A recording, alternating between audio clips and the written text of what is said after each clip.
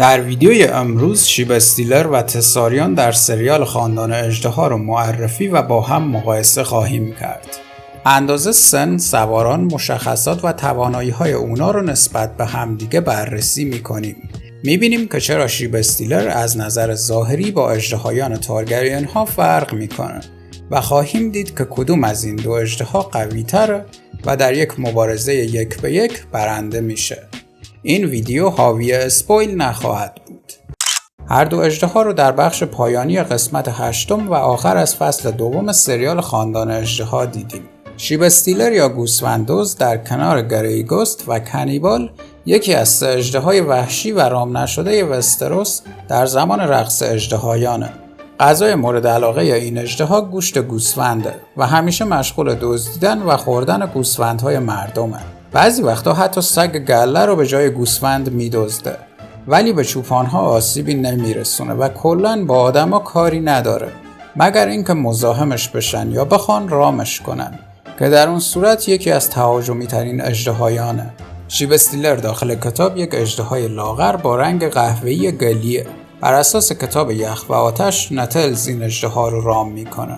نتلز یک دختر رعیت بوده و با دادن گوسفند به صورت روزانه به این اژدها موفق میشه اعتماد شیب استیلر رو به دست بیاره و اونو رام کنه. احتمال داده میشه که نتلز به صورت مستقیم و یا غیر مستقیم خون اربابان اژدهای والیریا رو داشته باشه. در سریال خاندان اژدها نقش نتلز رو به رینا تارگریان دختر دیمون و بیلا دادن و اینجا دیگه خبری از کاراکتر نتلز نیست. رینیرا در قسمت 3 از فصل دوم از رینا خواست تا همراه پسرهای کوچیکش جافری، ایگان و ویسریس به ایری در ویل بره و بعداً به پنتوس برن. جین ارین بانوی ایری در ازای حمایت از سیاه‌ها از اونا خواسته بود که یک اژدها به ایری بفرستن. بنا به همین دلیل جافری و اژدهاش تایرکسیس قراره در ایری بمونن. بعد از این کار رینا قرار بود که همراه 2 پسر دیگه رینیرا، ایگان و ویسریس به پنتوس برن و اونجا از خطرات جنگ دور بمونن. وقتی که در ویل بودن، رینا با دیدن تعدادی اسکلت به شدت سوخته گوسفندان و زمینی که به خاطر آتش و حرارت سیاه و از خاکستر پوشیده شده بود، متوجه حضور یک اژدهای مرموز در ویل شد. بعداً این قضیه رو با لیدی جین در میون گذاشت و جین با اون گفت که یک اژدهای مهیب و بزرگ و وحشی بعد از شروع جنگ به ویل اومده. رینا همیشه حسرت داشتن یک اژدها رو داشته و تا الان موفق نشده که یک اژدها برای خودش رام کنه. بعدن که جین داشت اونا رو با کشتی به پنتوس میفرستاد، رینا بدون اینکه کسی متوجه بشه راه خودش رو از بقیه جدا کرد و به دنبال پیدا کردن شیب استیلر رفت. رینیرا از رینا خواسته بود که برای بچه‌هاش مادری کنه و از اژدهایان و 4 تخم اژدهایی هم که همراه خودشون برده بودن محافظت کنه. به خاطر این کار رینا حتماً بعداً مورد سرزنش رینیرا قرار خواهد گرفت. هرچند رینا فقط به خاطر دلایل شخصی نمیخواست این اژدها رو رام کنه و اگه این اژدها رو رام میکرد میتونست به وسیله اون از ویل در برابر سبزها محافظت کنه. به هر حال رینا چندین روز تک و تنها دنبال شیب استیلر گشت و در نهایت موفق شد اونو پیدا کنه. رنگ این اژدها داخل سریال چیزی بین خاکستری پررنگ و سبز لجنیه. لکه های زرد رنگ سرتاسر بدنش رو پوشونده و بخش های از بالهاش هم به رنگ قهوه‌ای گلیه. پشت این اژدها پر از استخوان‌های تیز و ته بالهاش هم استخوان‌های شبیه به خنجرهای بزرگ داره. صورت و سر این اژدها در بعضی زوایا یکم شبیه به تمساح میمونه. این اژدها تفاوت‌های مشهود با اژدهایان اهلی تارگریان ها داره. علت این تفاوت ظاهر یکی وحشی بودن این اژدهاست و مهمترینش هم اینه که شیب استیلر هم مثل کرکسیس اژدهای دیمون فرم خاص خودش رو داره و از لحاظ شکل و ظاهر با اژدهایان معمولی فرق میکنه.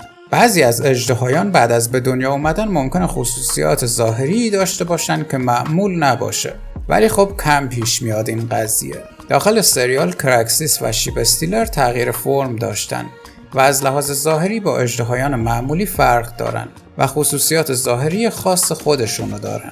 شیب استیلر نسبت به کرکسیس کمتر تغییر فرم داشته. برای به دست آوردن اندازه این اژدها میتونیم از این شات که رینا رو مقابل شیب استیلر نشون میده استفاده کنیم.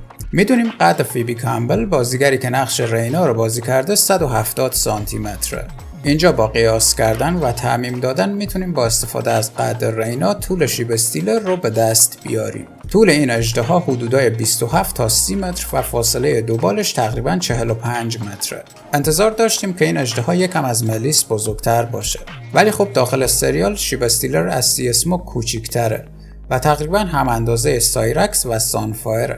شیب استیلر تقریباً 70 تا 90 سالشه و رینا اولین سوارکار این اژدها محسوب میشه. از نظر سن و اندازه بین دو اژدهای وحشی دیگه قرار داره. یعنی از گریگوست مسن‌تر و بزرگتره و از کانیبال کمسن‌تر و کوچیک‌تره. شیب استیلر در دراگونستون زندگی میکرده ولی الان با شروع جنگ به ویل رفته و اونجا به زندگیش ادامه میده. دلیل تغییر محل زندگیش میتونه این باشه که با رفتن سیاه‌ها و اژدهایانشون به دراگونستون، قلمرو شیب استیلر متزلزل و غذا براش کمیاب شده. به همین علت محل زندگیشو تغییر داده و به ویل رفته. اونجا راحت میتونه بدون رقیب از یک قلمرو وسیع استفاده کنه و اینم زیرکی این اژدها رو نشون میده. اژدهای بعدی که در همین قسمت در کنار شیب استیلر برای اولین بار دیدیم تساریونه که به خاطر زیبایی و رنگ آبی معروف به ملکه آبیه. این اژدها فلس‌ها، پنجه‌ها و تاجی مسی رنگ داره.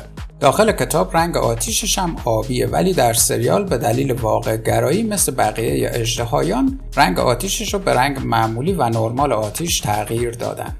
این اژدها و سوارش هر دو جوان هستن و به طور تقریبی به ترتیب 15 و 16 سالشونه. تساریون تقریبا همزمان با ورمکس از تخم خارج شده. دیران تارگریان پسر سوم ویسریس و الیسنت سوارکار این اژدهاست. در فصل اول به طور ضمنی به دیران اشاره هایی شد ولی در فصل 2 در موردش بیشتر شنیدیم. در قسمت آخر فصل دوم اونو سوار بر تساریون دیدیم. از اونجایی که هنوز بازیگری برای ایفای نقش این کاراکتر انتخاب نشده، اون صحنه کاملا با کامپیوتر ساخته شده و یا یه نفر رندوم سوار تساریونه. دیران وقتی کوچیک بوده همراه تساریون و به عنوان یک سوارکار اژدها و ملازم برادر و بعداً پسر برادر اوتو هایتاور به اولد تاون میره. در فصل آینده بالاخره دیران رو خواهیم دید. از بین 4 اژدهای سبزها که توانایی جنگیدن دارن، تساریون از ستای دیگه یعنی ویگار، دریمفایر و سانفایر جوانتر و کوچیکتره. تساریون خیلی سریع و چابکه و اندازش حدودای 1/3 ورمیثوره. داخل سریال به طور تقریبی 16 تا 22 متر طول و فاصله دو بالش 25 تا 35 متره. این اژدها رو فقط در حال پرواز میبینیم و مثل شیب استیلر نمیتونیم از محیط اطرافش استفاده کنیم و به طور دقیق تر سایزش رو ارزیابی کنیم. تساریون با اینکه از لحاظ اندازه یکی از کوچکترین اژدهایانه و تجربه چندانی نداره در زمان رقص اژدهایان، ولی خیلی سریع و مخوف و تاثیرگذاره. خب حالا بیایم این دو اژدها رو با هم مقایسه کنیم و ببینیم کدوم بهتره. شیب استیلر نسبت به تساریون سن خیلی بیشتری داره و آزادانه هر جایی که بخواد میره و آزادی عمل و استقلال بیشتری داره. در نتیجه شیب استیلر از تساریون تجربه بیشتری داره. این اژدها خودش غذای خودش رو شکار میکنه و این نشون دهنده خوی درنده شیب استیلره. در مقابل تساریون خیلی کمتر شکار میکنه و معمولاً همیشه غذای آماده براش برده میشه و توانایی شکار و درندگی کمتری داره. از لحاظ اندازه شیب استیلر از تساریون بزرگتر و توان و استقامت و قدرت بیشتری داره. آتیش شیب استیلر به خاطر سن بیشتر و اندازه بزرگتر احتمالاً نسبت به آتیش تساریون قوی تره. سن و اندازه همیشه تعیین کننده قطعی قدرت آتیش یک اژدها نیستن، ولی عوامل مؤثری هستن. آناتومی بدن شیب استیلر جوریه که نسبت به تساریون قدرت آسیب زدن بیشتری داره و در عین حال در دفاع هم از تساریون بهتره و استقامت بالاتری داره. شیب استیلر چون یک اژدهای وحشی و رام نشده است، کمتر قابل پیش بینیه و این نکته هم میتونه منفی باشه و هم مثبت. در مقابل تساریون از شیب استیلر سرعت و چابکی بیشتری داره و تهاجمی تره. تساریون همچنین مدت بیشتری سوار داشته و دیران و تساریون هماهنگی بیشتری دارن نسبت به شیب استیلر و رینا. شیب استیلر تمام عمرش یک اژدهای آزاد بوده و الان برای رینا خیلی سخته که بخواد اونو کنترل کنه و ممکنه بعضی وقتا دستورات رینا رو اطاعت نکنه. تساریون تمام زندگیشو تعلیم دیده و خودش و سوارش آموزش‌های لازم رو برای شرکت در نبرد دیدن. شیب استیلر هیچ آموزشی ندیده و رینا هم قبلا سوار اژدها نبوده و هر دو تعلیمی ندیدن و به اندازه تساریون و دیران آمادگی ندارن. در نبرد بین این دو اژدها تساریون به خاطر سرعت بالا و هماهنگی با سوارش و آمادگی که به خاطر تعلیم‌هاشون دارن میتونه برای شیب استیلر مشکل ساز بشه. در مقابل شیب استیلر قدرت فیزیکی بیشتری داره و غیر قابل پیش بینی بودن و خوی وحشیش خیلی خطرناک خواهد بود. در نبرد این دو اژدها 50% مواقع شیب استیلر برنده میشه. 30% مواقع تساریون و 30% مواقع هم هر دو کشته میشن. هر دوی این اژدهایان قدرتمند هستند و نبرد بین اونا نزدیک و طاقت فرسا خواهد بود. در فصل آینده بیشتر اونا رو خواهیم دید.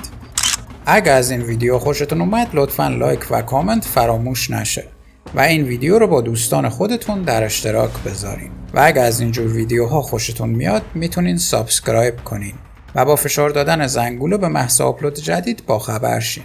تا ویدیوی بعد.